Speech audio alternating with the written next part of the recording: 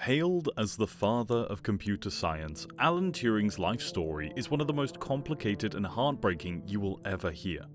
Although he was a genius with an intellect beyond your wildest dreams, he harbored a dark secret, one that would eventually spell his own demise. This is the tragic story of Alan Turing.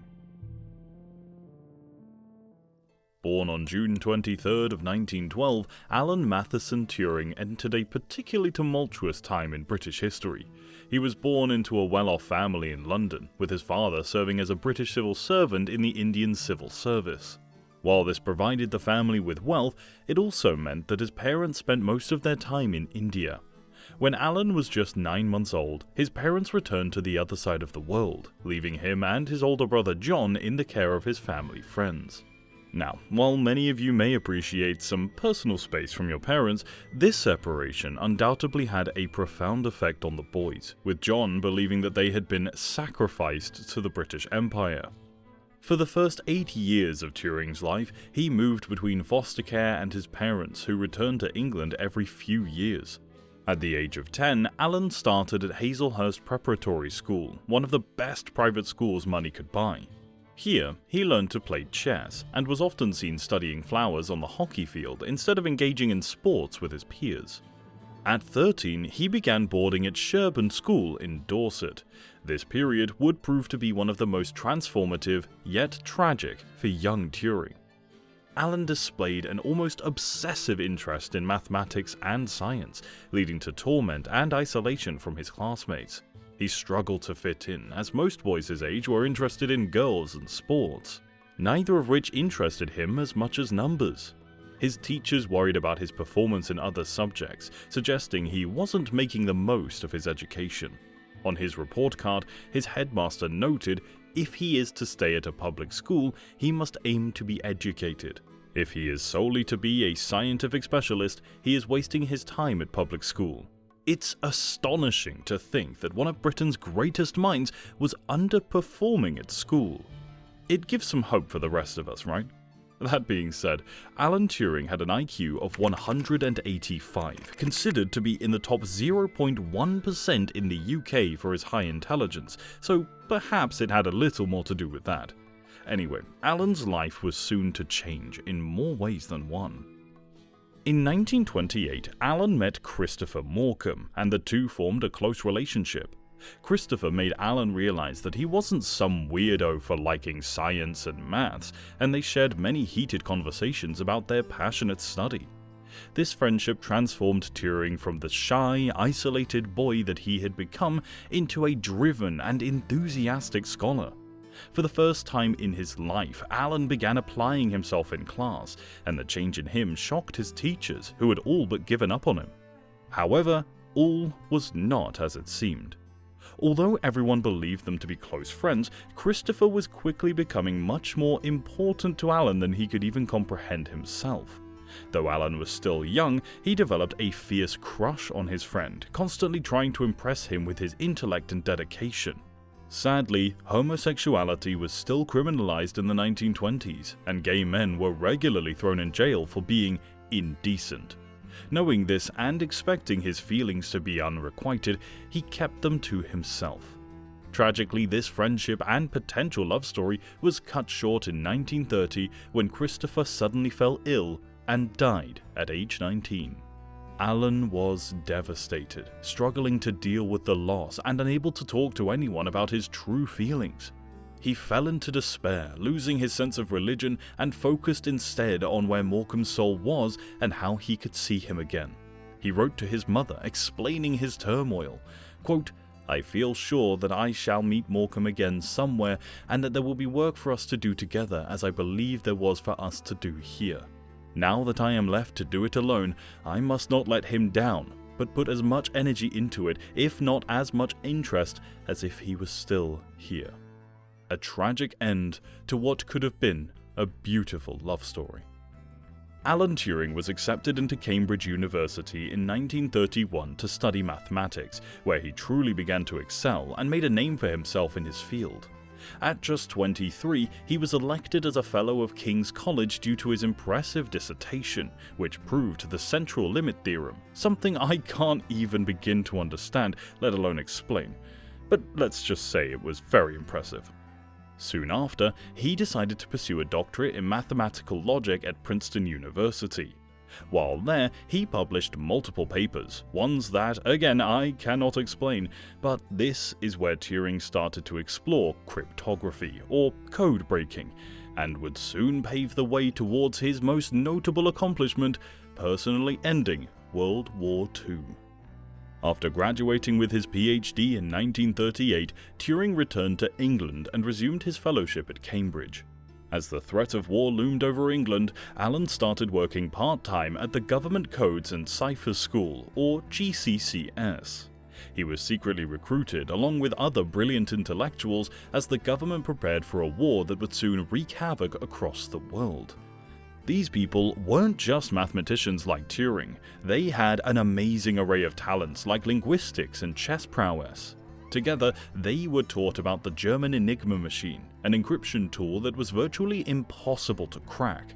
With 159 quintillion possible combinations and only 24 hours before the settings changed again, Britain knew that they needed their top scholars on the case if they had any hope of breaking such an impressive piece of technology.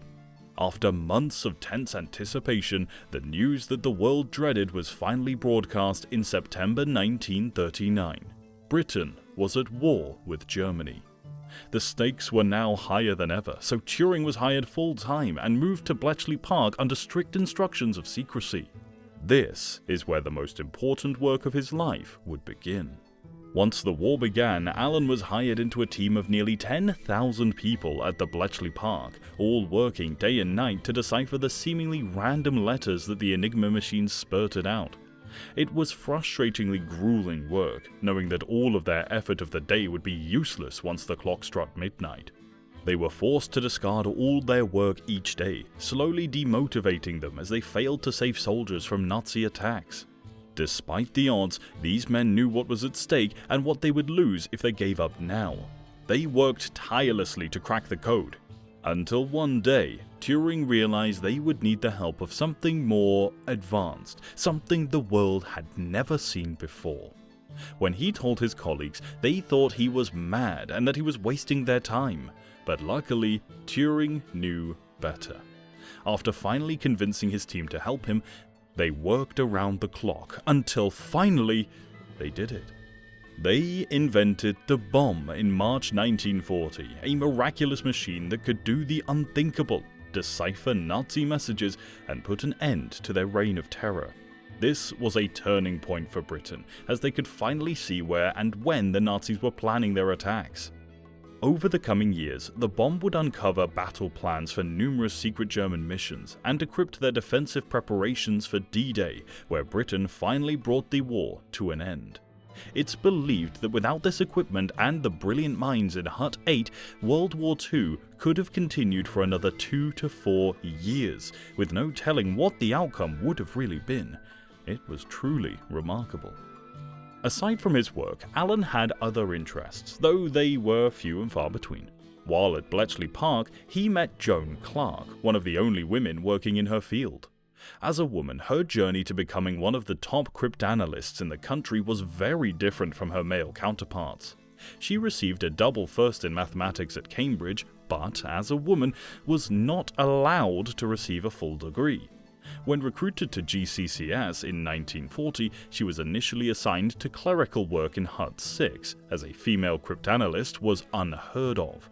However, her employers couldn't ignore her talents, and she was eventually promoted to Hut 8 to work alongside Alan Turing at his request.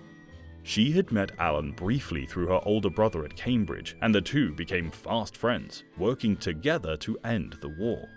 Turing always treated Joan equally to the rest of his colleagues, regardless of her gender, as he was only interested in intellect. As time progressed, they spent more time together outside of work, coordinating days off to go to the cinema or take walks together. To Joan, their relationship seemed platonic until June 1941, when Turing changed the game.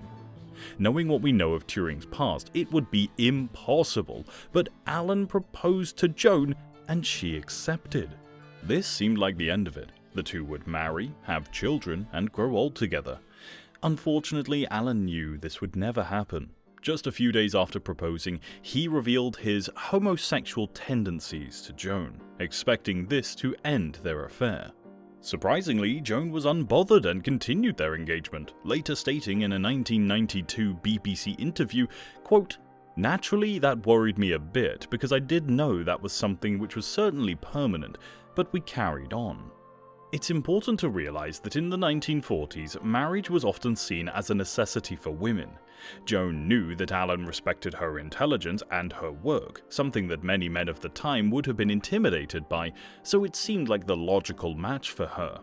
This arrangement worked for just a few weeks, but Alan's guilt grew too great.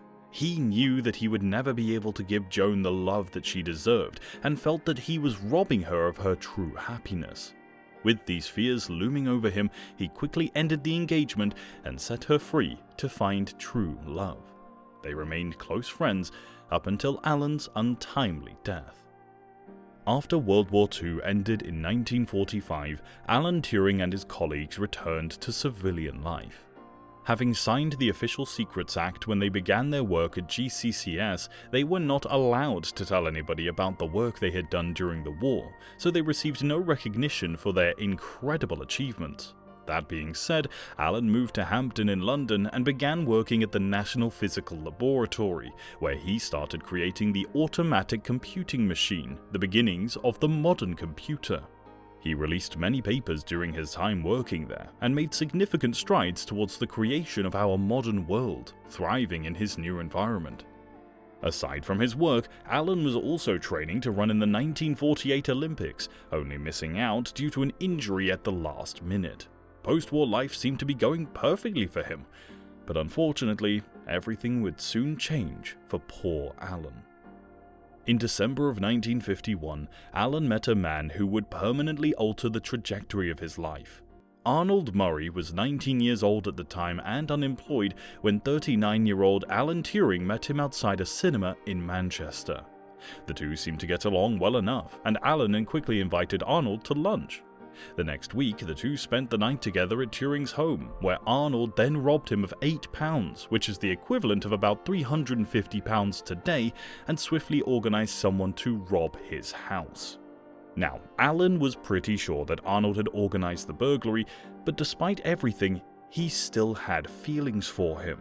So, when he reported the crime to the police, he gave the wrong description to protect Arnold, a decision that would prove to be the beginning of his end. He was questioned repeatedly until it became clear to the police that Alan Turing had had sex with another man, something that was still illegal in 1951. They quickly dismissed the burglary, and instead of treating Alan as the victim of a crime, they began their investigation to arrest him. Just 2 months later, Alan Turing was given the choice of 2 years in prison for gross indecency or 2 years undergoing chemical castration. Knowing that if he went to prison he would likely never work in his field again, he opted for treatment. The conviction ruined his life, publicly shaming him for something that he never wished to change and removing his security clearance for any intelligence or security jobs in the future. Still unwilling to give up on his life's work, he began estrogen hormone therapy in March of 1952. As he started his treatment, he stated in a letter to a friend, quote, "No doubt I shall emerge from it all a different man, but quite who I've not found out. Yours in distress." The treatment caused him great suffering. He became impotent, grew breasts, and his depression deepened. Aside from his work, he had nothing left, and in the end, even that wasn't enough to sustain him as he sank deeper into despair. Just a couple of years after his conviction, Alan Turing took his own life on June 8, 1954, by eating an apple laced with cyanide. After years of dedication to saving his country, it was ultimately the same thing that let him down. Unappreciated and ridiculed in his time, save for the few that worked with him, it's disheartening to see just how Alan Turing was discarded by those he fought to save. After many secretive years, the truth of what Turing and his colleagues did for the war effort was released, and for the first time, Alan Turing was slowly recognized as the genius and war hero he had always been. In 2013, he received a posthumous royal pardon from Queen Elizabeth II for his conviction, something that could have saved his life just a few decades earlier. In 2019, he was voted as the most iconic figure of the 20th century by the British public, and in 2021, he was chosen as the new face of their £50 note. It is refreshing to see the life of Alan Turing finally being celebrated in the way that he deserved, but, as with many brilliant minds, the appreciation came too late for the man himself, who died thinking he was alone and hated.